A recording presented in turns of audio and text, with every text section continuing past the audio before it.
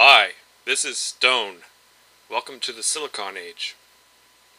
I decided to make this video because I've been drinking a lot of soy milk recently. Sorry about my voice, I had some soy milk in my throat. Anyways, recently I learned that a YouTuber by the name of Sanguilaothilruis, I can't pronounce that, so I'm just gonna call you Elmo from now on. I know your name is probably not Elmo.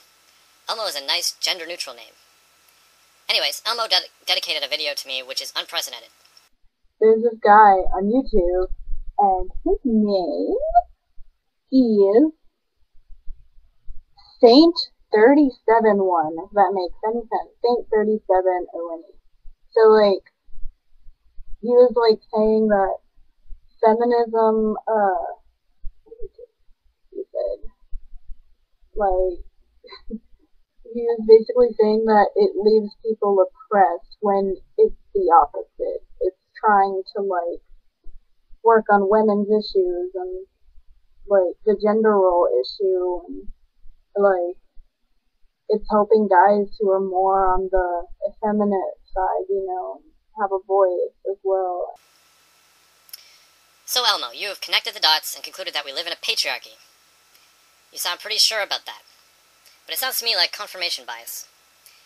You think that gender roles, expectations, beauty, conformity, and fashion, etc. is oppression. That's nonsense. If you want to advocate for change, then social norms can get in the way, but social norms will always be there. So wouldn't it be better just to teach people to think for themselves, and then lead by example? In some cases, social norms can be exploited, or used to oppress, but you cannot just assume that every aspect of culture is designed to oppress one group or another, unless you have proof of a conspiracy. Elmo thinks that patriarchy is the system that keeps rich white men in power, and she would probably add to that heterosexual, Christian, and sexist. To Elmo, patriarchy is the world as it exists, and so anything that can be said about the world as it exists can be said about patriarchy. Patriarchy is literally her worldview. Feminism would then be, in Elmo's view, the anti-patriarchy. Anything that is sufficiently different from the world as it exists now. Even if Elmo can't describe in a tangible, verifiable way what a feminist or non-patriarchal world would actually look like, you know, she might describe it as sustainable or non-violent or happy or egalitarian, but she just doesn't need to have a detailed or realistic vision of what this feminist world would look like. Just as Christians don't need to have a detailed idea of what heaven will look like or how it will function. If you can't define patriarchy in a tangible, concrete, and objective way, then you can never get rid of it, just like you can never get rid of ugly. Once you get rid of one fashion, another comes along to fill the void. There's no good reason to think that gender roles were designed in advance to fit some agenda. Disgusting and mannish. Like, okay, so you have muscles. What? You know, you're strong. There's nothing wrong or disgusting about that. Who do you think you are to tell someone that, oh, sorry, your muscles aren't attractive, please get weaker? What the fuck? You're just mad because, like, half the women on that list could probably strangle the living shit out of you. Sorry, you're fucking misogynist. And people trying to desexualize the female breast because, honestly, like, what is it with people's fixation on food? It's kind of like misogynists have, like, a mommy complex. And, like, when you see these little things, you realize, oh shit, wow, we do live in a patriarchy. And you can learn from it, you can grow from it. Like, feminism isn't blaming men, it's blaming patriarchy, which was started, you know, by white Christian men.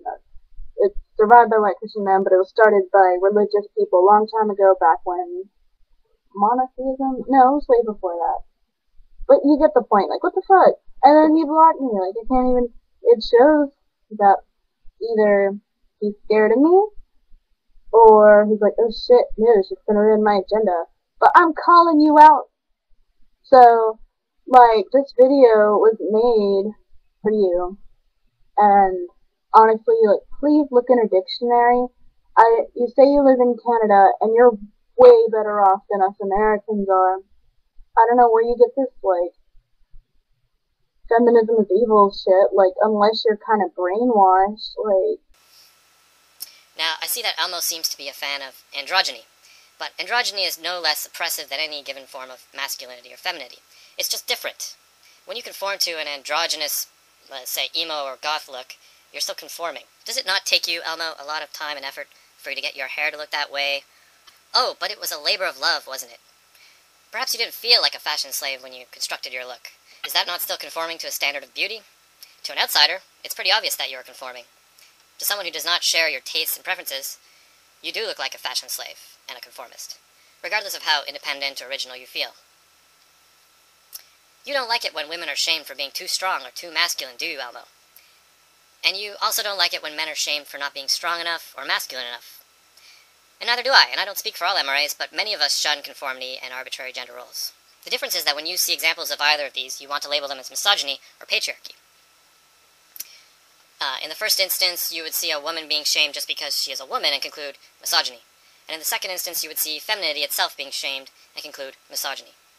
These would both confirm your model, your worldview, which is that we live in a patriarchy, which systematically oppresses women.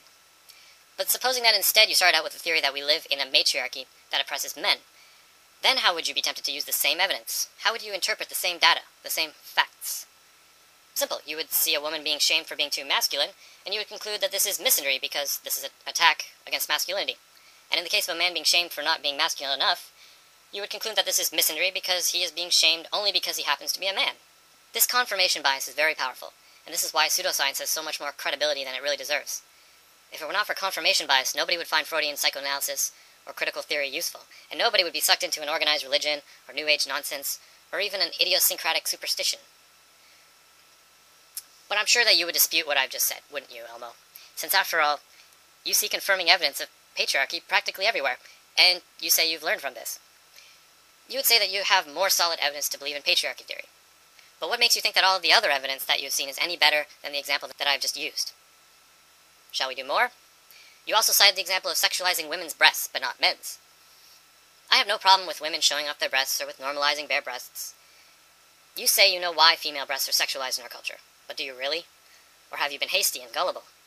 You say that the sexualization of breasts is instrumental for oppressing women, or that it's evidence of oppression. But what is sexualization anyhow? Is that what happens when a man thinks about sex when he should be thinking about something else? Sexual attraction can be sexual distraction, depending on how you frame the issue. The sexualization of breasts is what it is. Nobody really knows the simple answer to why breasts are sexualized in our culture, and there are bound to be many factors that contribute to this phenomenon. So if you don't want to be brainwashed, when somebody tells you that they have a simple answer for why breasts are sexualized in our culture, then you should be skeptical and take their explanation with a grain of skepticism. One factor that undoubtedly contributes to the sexualization of the female breast is that, unlike male breasts, female breasts serve a critical reproductive function, and they also serve as a signal of fertility and reproductive viability. But probably the most significant reason for why female breasts are sexualized is the very fact that they are normally covered in the first place, which makes them novel stimuli, and therefore more interesting, and more stimulating, and therefore more likely to be covered, and, it's a cycle. You claim in your video that there are lots of people who use various means in order to sexualize the female breast because they are misogynists. But this is not a fact. This is an assumption, and it's not a reasonable assumption. And I'm sure that you have many more mutually confirming assumptions where that came from. Just as conformity or consensus can be deliberately engineered by spreading lies to many people at the same time, so can a worldview. You can amass a lot of cherry-picked evidence which all mutually supports the same theory, but which are individually weak or even meaningless. The whole allows you to interpret the parts, and the parts also appear to reinforce the whole. But it's all bullshit. It is all a result of consensus and confirmation bias. Confirmation bias and consensus only work because people are limited, irrational, and lazy, but yet they still want to have reliable information. This allows us to be brainwashed and taken advantage of, whether we are exploited by a group of people who have an agenda, or whether we are just being exploited by replicating ideas themselves. The most potent ideas spread to the most people, just because they happen to be potent. And the most potent ideas are not always the most true, or the most reliable, or the most useful. Sometimes they are just the most convincing or beautiful ideas. Sometimes they are the most frightening or attention-grabbing ideas. Sometimes they just flatter us, or recruit us, or give us a job, or give us a purpose in life. And because of that, we just accept them. Now, you want me to explain why I think feminism is evil? I think that feminism is evil because it spreads these bad theories and lies, and because it needs to use hysteria and censorship just to survive as an ideology.